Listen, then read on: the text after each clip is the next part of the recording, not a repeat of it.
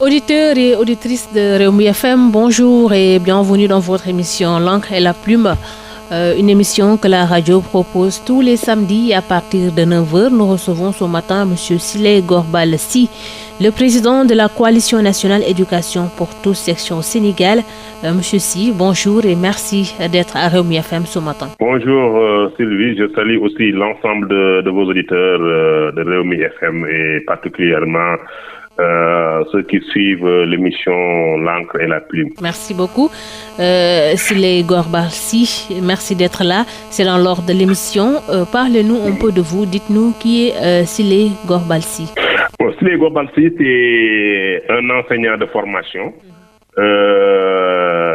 qui a un enseignant qui a fait sa formation, qui a aussi enseigné dans les classes au niveau du Sénégal, mais qui a aussi travaillé dans le cabinet ministériel de l'alphabétisation et de l'éducation nationale et dans les organisations non gouvernementales comme ENDA Tiers Monde, mais aussi dans les projets éducatifs comme le projet PAPA financé par la coopération canadienne et aussi qui a aussi dirigé des organisations de la société civile actives en éducation comme la coordination nationale des opérateurs en alphabétisation du Sénégal, CONOAS, et la coalition nationale éducation pour tous du Sénégal que je dirige jusqu'à présent. Et M. Siley Gorbal Sy aussi a participé à plusieurs rencontres du domaine de l'éducation au niveau du Sénégal, notamment au niveau du Sénégal, dont notamment celles qui sont relatives au PDF, au programme de développement, éducation et de la formation. Après aussi avec le paquet, le programme d'amélioration de la qualité, de l'équité et de la transparence, mais aussi dans d'autres activités que la coalition même a organisées au niveau du Sénégal à travers des formations des enseignants comme l'éducation inclusive, l'alphabétisation et les langues nationales, mais aussi la coalition a eu aussi à travailler, comme l'éducation étant une compétence transférée, Siley Gorbal Sy a aussi à initier des activités de formation avec des élus locaux, comme dernièrement avec la commune de Mont-Rolland dans la région de Thiès. Et aussi, dans le cadre de la Covid, il a initié des activités de formation et de plaidoyer de lutte contre la Covid dans l'espace scolaire, mais aussi des leçons de vie contre le sida dans l'espace scolaire. Ça, c'est au niveau du Sénégal. Et M. Siley Gorbal Sy aussi, dans le cadre de son partenariat avec des institutions internationales comme l'UNESCO, a participé à beaucoup de rencontres au niveau international, en Europe, au Canada, mais aussi aux États-Unis, à New York, dans le cadre du Forum international de l'éducation, et aussi au Brésil et au Mexique. C'est pour vous dire que vraiment c'est un passionné de l'éducation qui est aussi votre invité, mais aussi quelqu'un qui a fait beaucoup de plaidoyer dans le domaine de l'éducation des filles au Parlement européen, avec des personnes comme des personnalités du monde de la culture et de l'éducation comme l'artiste de renommée internationale El Hadj Baba Mal. Donc nous avons, avec une fille sénégalaise aussi qu'on a amenée au Parlement européen, que j'ai amené même personnellement au Parlement européen pour faire un plaidoyer sur l'éducation et la scolarisation des filles. Donc, et ensuite, dans le cadre du dialogue social, vous savez, depuis des années, il y a aussi vraiment l'éducation au Sénégal est perturbée par des grèves des enseignants. Et M. Gorbal Sy, moi-même personnellement, qui est membre fondateur du comité de dialogue social secteur de l'éducation, j'ai beaucoup participé aux négociations entre le gouvernement et les organisations syndicales enseignantes. C'est dans ce cadre même que dernièrement, nous avions participé à toutes les négociations avec le gouvernement et les syndicats, et j'ai participé même à la signature du protocole d'accord entre le gouvernement et les syndicats au niveau de la primature, présidée par le Premier ministre, en présence des ministres de la fonction publique, de l'éducation nationale, mais aussi de la formation professionnelle. Merci beaucoup pour cette présentation. Siley Gorbal Sy, le président de la Coalition nationale éducation pour tous.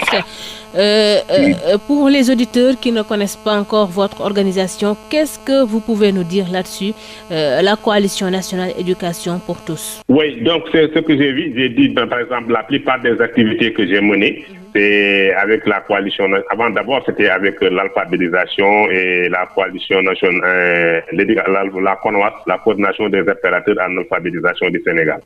Mais la coalition nationale a été mise en place depuis le Forum mondial de Dakar 2000.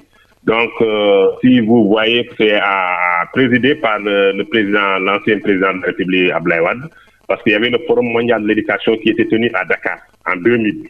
Et lors de ce forum, il a été demandé, parmi les recommandations, que les pays mettent en place des coalitions éducation pour tous qui vont travailler avec les gouvernements.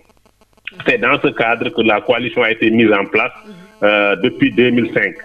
Et cette coalition-là regroupe les ONG, les parents d'élèves, les syndicats d'enseignants, les associations de femmes, les opérateurs en alphabétisation, donc les jeunes, tout ce travail-là, c'est depuis la mise en place de cette coalition-là qu'on est en train de le faire. Et on travaille aussi avec d'autres coalitions en Afrique parce que, comme vous le savez, au niveau de tous les pays africains, il y a ce qu'on appelle des coalitions EPT, comme la coalition du Sénégal. Et donc, nous travaillons avec toutes ces coalitions-là, et plus particulièrement avec la coalition du Niger et celle de la Gambie, mais aussi de la Mauritanie.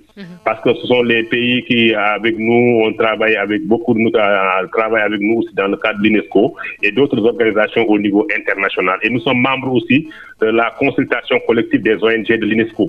Comme vous savez, l'UNESCO a mis en place un mécanisme pour travailler directement avec les organisations actives en éducation. Et la Coalition nationale d'éducation pour tous est membre de ces ONG UNESCO Paris. Donc, nos actions portent notamment sur la promotion du droit de l'éducation pour tous, la scolarisation des filles, l'éducation inclusive, la lutte contre les abandons scolaires, la participation citoyenne dans la gouvernance éducative et le suivi des engagements des ministères du gouvernement et des syndicats d'enseignants quand il y a des problèmes de grève et autres. Nous organisons aussi des ateliers, plusieurs ateliers de campagne, de communautaire, de concertation avec les acteurs du système éducatif. Et là, il y a une semaine ou 10 jours, nous étions à Morolan, avec la commune de Morolan, dans la région de Thiès, pour former les enseignants de cette commune en intelligence artificielle. Et donc, vous voyez qu'on fait aussi beaucoup de plaidoyer pour vraiment qu'il y ait plus de financement de l'éducation et ensuite de l'éducation inclusive aussi pour les enfants porteurs de handicap, pour que les enseignants puissent prendre en charge cette catégorie. Et avec le ministère de la Santé aussi, nous travaillons par exemple sur la lutte contre le paludisme, etc., la tuberculose dans les écoles et tout ça. Et comme nous avions fait aussi des activités dans le cadre de la COVID-19, on a travaillé dans les régions de Dakar, de Mbacké, du département de Mbacké, dans la région de Diourbel, pour lutter contre cette maladie-là qui était présente dans certaines écoles du pays. Et dans les échanges internationaux aussi, la coalition ces échanges nous permettent de partager nos bonnes pratiques et de renforcer des acteurs et de porter la voix des communautés éducatives de notre pays sur les grandes questions éducatives au niveau mondial. C'est pourquoi quand nous allons dans ces rencontres-là au niveau international, nous partageons, la coalition partage vraiment son expérience avec les autres pays. C'est pourquoi nous restons très mobilisés pour une éducation inclusive, qualité au service du développement national. Monsieur Si, je vois que vous vous intéressez beaucoup à l'intelligence artificielle. En témoignent les nombreuses formations que vous faites en ce sens.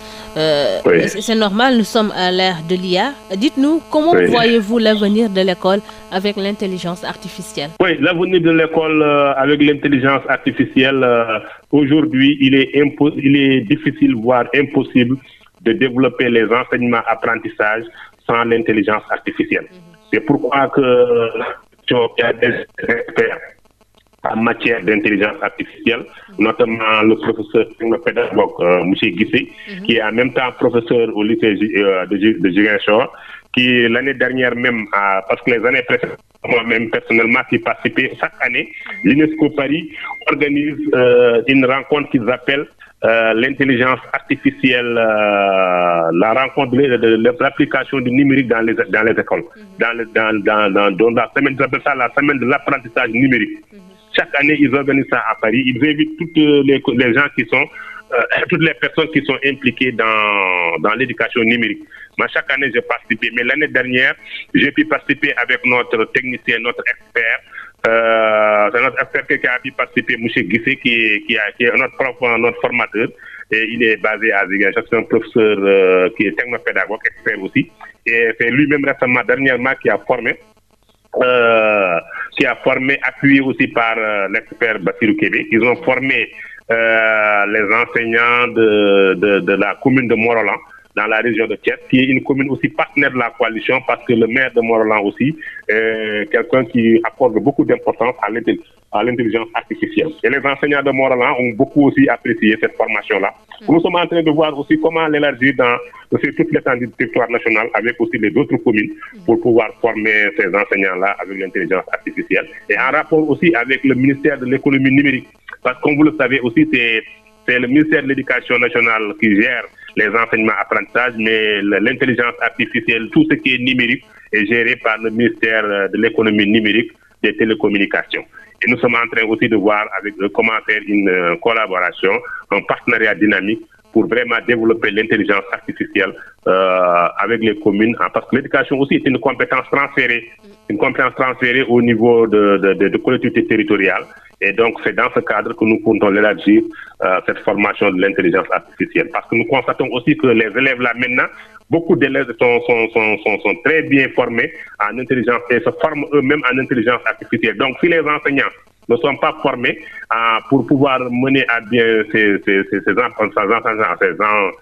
enseignements apprentissages, ils peuvent avoir des problèmes dans le cadre de déroulement de leurs activités pédagogiques en rapport avec leurs élèves. Et selon vous, quel est l'impact de l'intelligence artificielle sur l'éducation moderne? Oui, c'est un impact, on peut dire que c'est un impact, ça peut être un impact positif, et parfois aussi ça peut être un impact négatif, parce que ce qu'on dit aux enseignants, c'est quand même de pousser les recherches. Parce que même hier, on a fait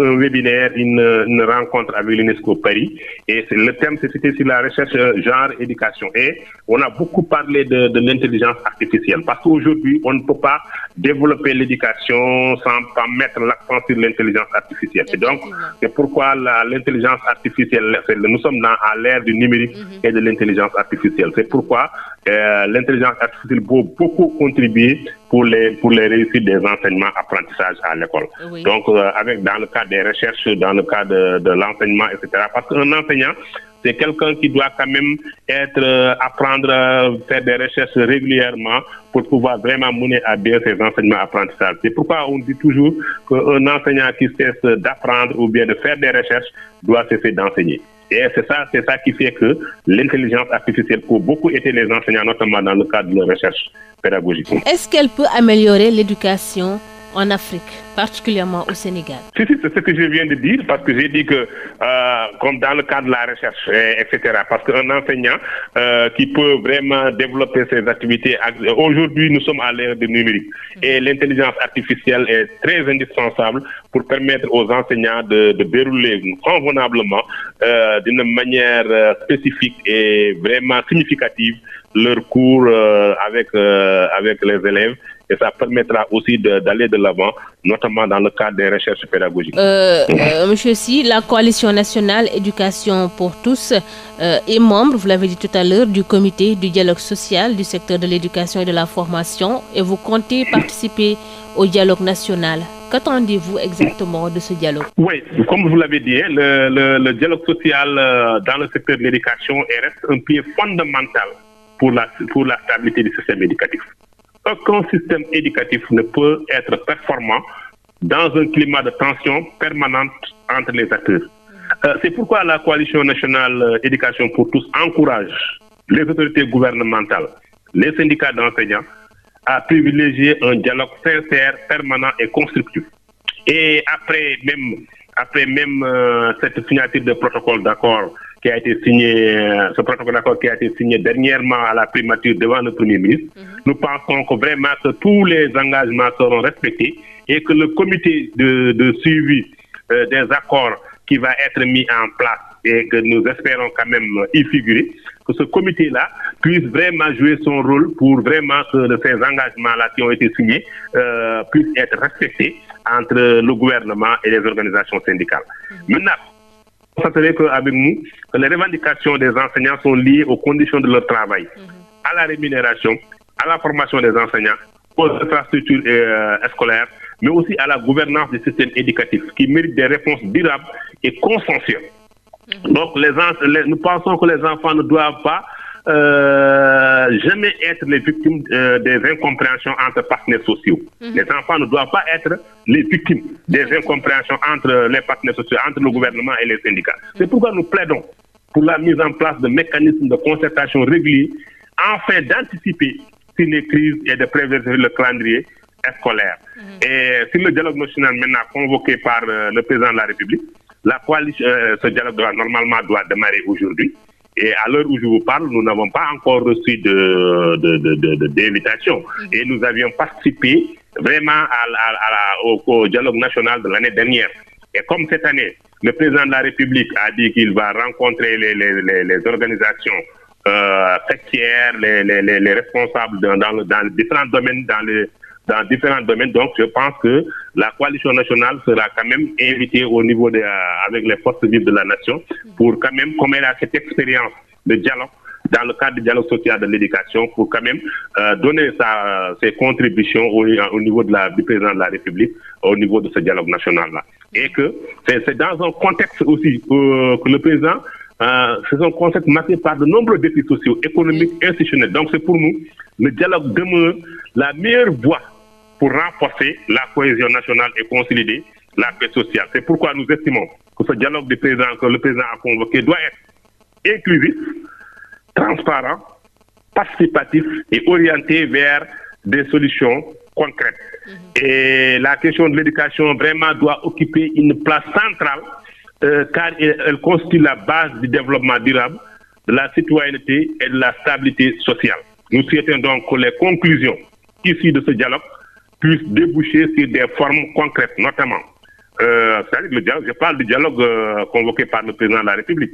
Et que ces conclusions-là vraiment puissent déboucher sur des réformes concrètes, notamment l'amélioration de la qualité de l'éducation, la promotion de l'éducation inclusive, l'employabilité des jeunes et le renforcement du financement du secteur de l'éducation. Je parle de l'employabilité des jeunes parce que la coalition nationale travaille avec les différents ministères. Comme vous le savez aussi au niveau de l'éducation, le ministère de l'éducation de notre pays, il y a au moins trois ministères qui sont chargés de gérer l'éducation. Il y a l'éducation nationale, il y a l'emploi et la formation professionnelle, il y a aussi le ministère de l'enseignement supérieur.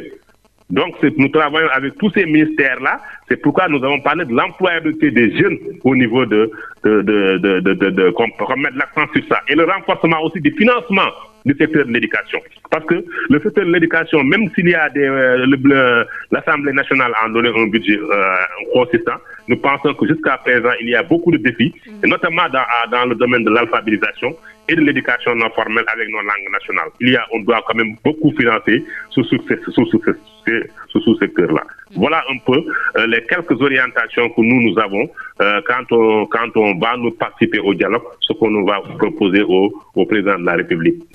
C'est intéressant. Siley Gorbassi, l'année scolaire, il y a quelques semaines, était mouvementée avec des séries de grèves des enseignants. Que faudrait-il faire selon vous pour éviter ces perturbations durant l'année scolaire? Parce que je pense que une année scolaire sans grève, ça doit être possible. Oui, c'est ce que je disais tout à l'heure. J'ai parlé tout à l'heure de notre implication. Vous avez parlé de dans le dialogue social, secteur de l'éducation. Parce que je disais tout à l'heure que le dialogue social est un pilier fondamental pour la stabilité de notre système éducatif. Et donc c'est pourquoi vous avez parlé nous avons constaté que il y a eu des années, chaque année, il y a des tensions dans le secteur. Et aucun système éducatif vraiment ne peut être performant avec des tensions dans le secteur de l'éducation. C'est pourquoi je vous disais que il y a quelques jours, le protocole d'accord a été signé au niveau de la primature devant le Premier ministre et les membres du gouvernement. Et nous-mêmes, on était présents à la signature.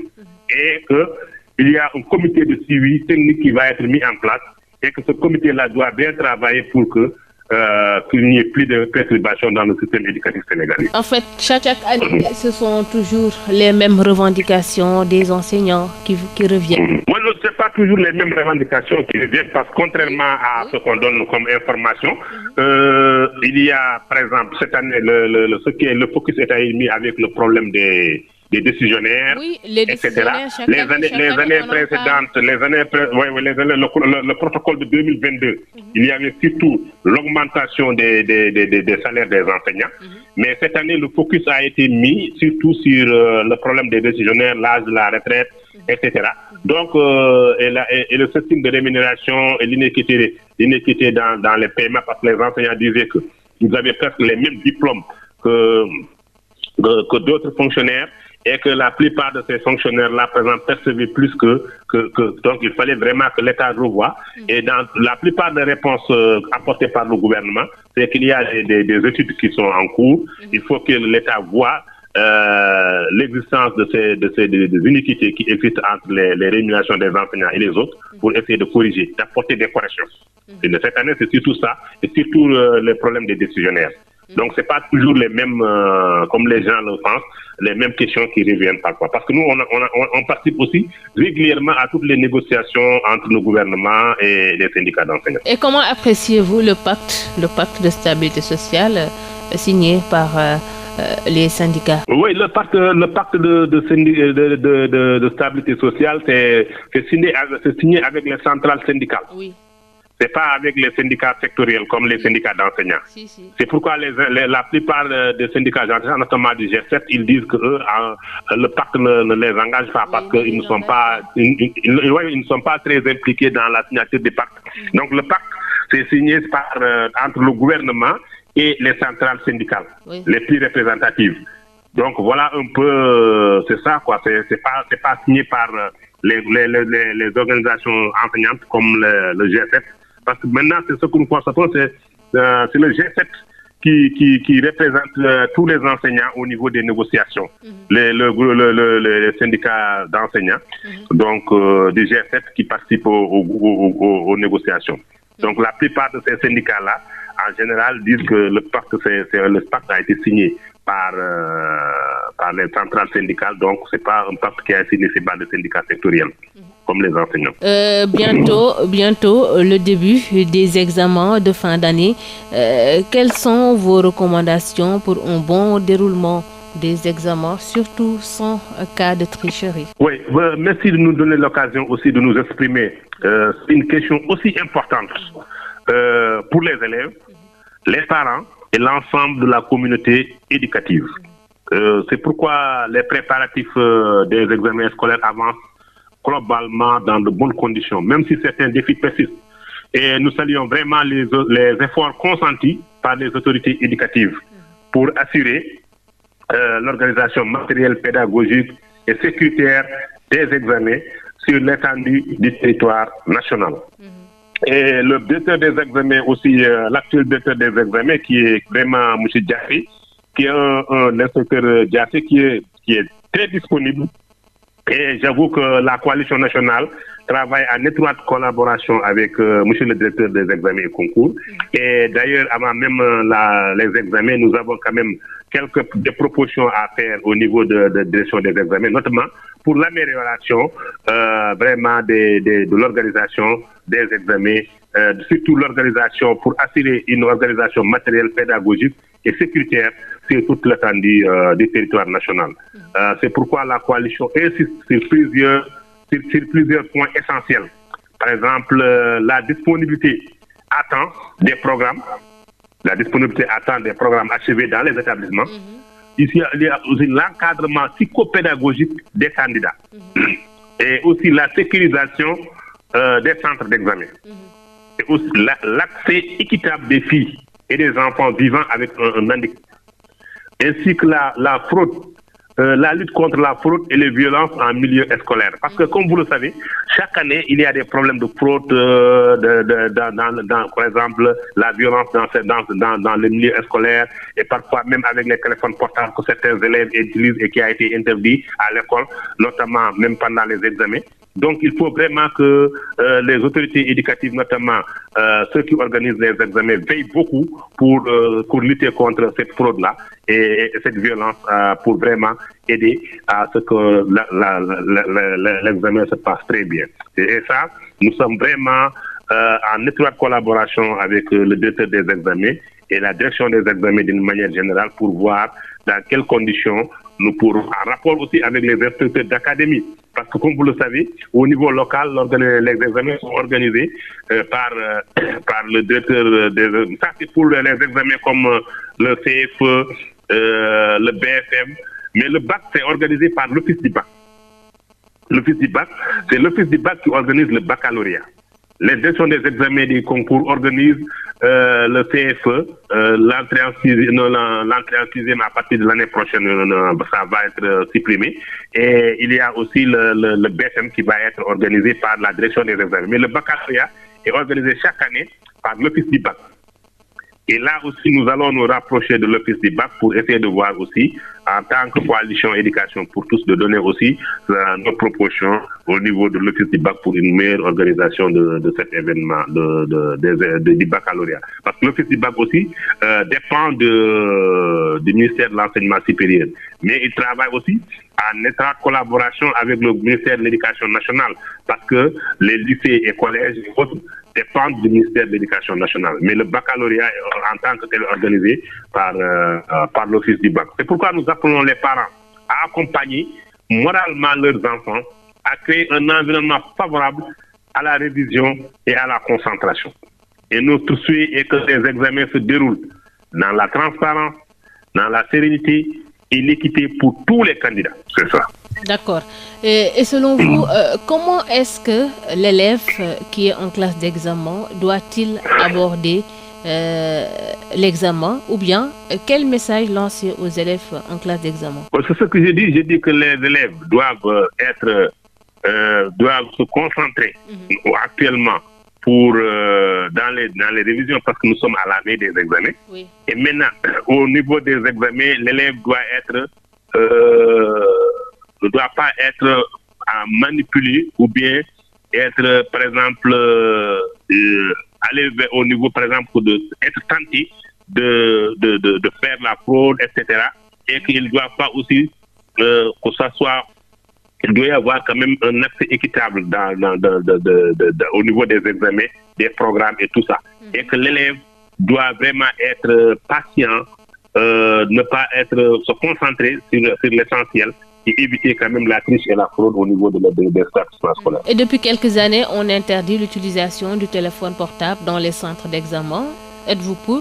Oui, nous sommes pour, parce que nous pour tout simplement, uniquement même, maintenant, ce n'est plus même dans les centres, c'est bien avant même dans les centres, même dans les cours, dans les établissements scolaires et cours et autres. C'est établi avant même que les examens ne viennent.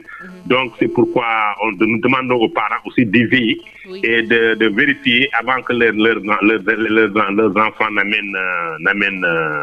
n'amènent leur portable au niveau des établissements scolaires.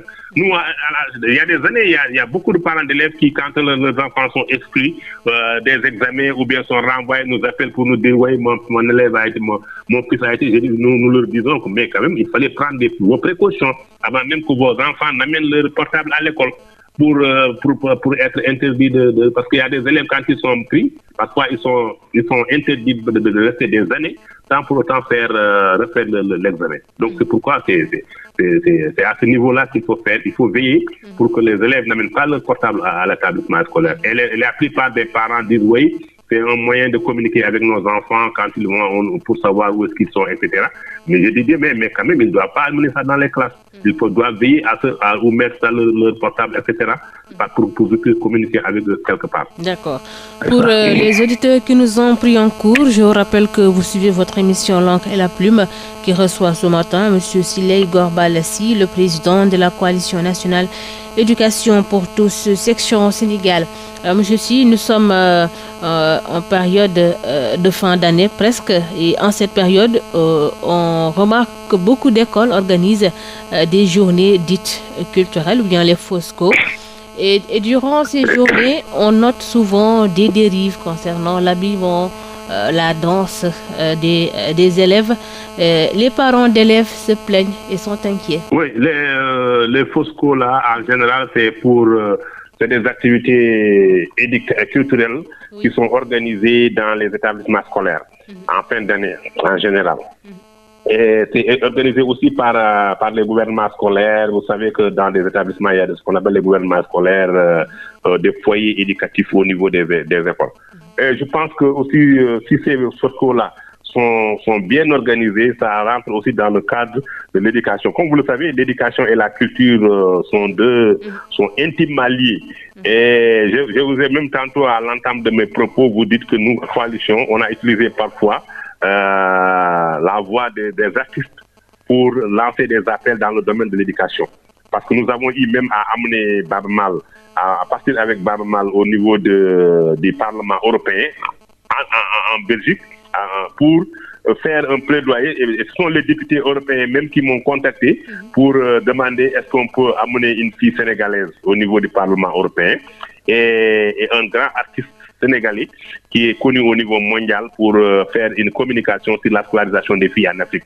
Et là, on était parti avec Baaba Maal dans le cadre de cette rencontre. Donc, c'est pour vous dire que la culture peut beaucoup aider dans la sensibilisation, dans la communication, dans l'éducation. C'est pourquoi nous saluons à sa juste valeur ces organisations, ces manifestations culturelles dans les établissements. Mais il ne faut pas qu'il y ait quand même des dérives dans l'organisation des journées. Il ne faut pas qu'il y ait des dérives. Voilà, il faut que ça soit. Excusez-moi de vous interrompre. Parfois, on voit même des journées dites culturelles, mais des journées qui n'ont rien de culturel. C'est ça. C'est pourquoi je dis qu'il ne faut pas qu'il y ait des dérives. Il faut que ça soit bien encadré. Parce que dans les établissements scolaires, il y a aussi des professeurs artistiques. Oui. Et que vraiment, il faut que ces professeurs-là s'impliquent il ne faut pas qu'ils laissent tout simplement l'organisation avec les élèves eux-mêmes. Il faut que ça soit encadré et que les élèves aussi soient beaucoup plus responsables pour que ces activités-là restent culturelles, comme vous l'avez dit, que ça ne sorte pas du cadre culturel, que ça soit vraiment bien encadré et que vraiment que ça n'apporte pas, qu'il n'y ait pas de dérives et des choses. Que les gens ne sortent pas du cadre. Donc, vous êtes contre la suppression de ces fausses cours au niveau des écoles? Non, nous sommes contre. Nous pensons que ça peut beaucoup aider sur le plan artistique. Parce que la culture, comme je l'ai dit, la culture et l'éducation sont intimement liées. C'est comme la santé aussi. Oui. D'accord. Monsieur Sy, dites-nous quel diagnostic, de manière générale, faites-vous du système éducatif sénégalais? Oui, le système éducatif sénégalais actuellement, surtout avec l'actuel ministre de l'Éducation nationale, nous, comme quand on parle de système éducatif, on analyse globalement. Et nous avons aussi au niveau du Sénégal, comme je l'ai dit tantôt, nous avons au moins 3 ministres actuellement qui gèrent l'éducation au niveau du Sénégal. Il y a le ministère de l'Éducation nationale, il y a le ministère de l'Enseignement supérieur, il y a la formation professionnelle et technique de l'emploi. Vous savez qu'il y a au niveau de ces différents ministères ce qu'on appelle des innovations, notamment au niveau de l'Éducation nationale. L'actuel ministre est en train de développer, mais tout ce qu'il propose comme initiative et autres, il le fait avec les différents acteurs de l'école, comme la Coalition nationale d'éducation pour tous, mais aussi il y a d'autres acteurs comme les syndicats d'enseignants et autres. Et donc, parmi ces initiatives, nous pouvons par exemple citer la NITE. La NITE, la nouvelle initiative pour la transformation humaniste de l'éducation. Donc, il y a aussi l'introduction de l'anglais à l'école. Il y a l'introduction des langues nationales à l'école. Il y a l'intelligence artificielle, comme on a eu à le parler, la formation des enseignants en intelligence artificielle. Donc, toutes ces initiatives-là vont vraiment contribuer à développer notre système éducatif. Mais aussi du côté du ministère de la formation professionnelle, le ministre, aussi lui, est en train aussi de tout faire pour qu'il y ait quand même entre la formation professionnelle et l'éducation, qu'il y ait quand même une juxtaposition pour qu'on puisse quand même avoir des jeunes Sénégalais qui sont bien formés, qui sont insérés dans l'emploi. C'est pourquoi c'est heureux de constater que maintenant, c'est le ministère de la formation qui gère en même temps l'emploi des jeunes. Donc, ça c'est maintenant au niveau de l'enseignement supérieur aussi, vous voyez que l'actuel ministre aussi est en train de faire des innovations au niveau de l'enseignement supérieur. Il est constamment sur le terrain Et dernièrement même, il était à Thiès pour voir comment régler ces problèmes de l'enseignement supérieur. Et tous ces ministères-là, j'avoue que nous, la coalition nationale, nous travaillons en étroite collaboration avec eux. Et nous faisons des propositions allant dans le sens d'améliorer notre système éducatif d'une manière générale. Et l'enseignement supérieur aussi, et dernièrement, il y avait des problèmes des bourses des enseignants, des étudiants. Donc là aussi, on a eu à participer aux différentes réflexions en rapport avec la direction générale des bourses, et pour faire nos propositions au directeur des bourses pour voir comment améliorer ces bourses qui ont été un problème vraiment entre les étudiants et le ministère de l'enseignement supérieur et le gouvernement d'une manière générale. Là aussi, il y a eu des problèmes entre les syndicats, entre les étudiants et le gouvernement. Ça, c'est au niveau de l'enseignement supérieur.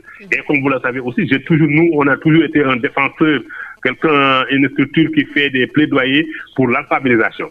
Et vous avez parlé d'éducation, il faut aussi qu'on continue à faire ce plaidoyer-là, parce qu'il y a un sous-financement de l'alphabétisation au Sénégal.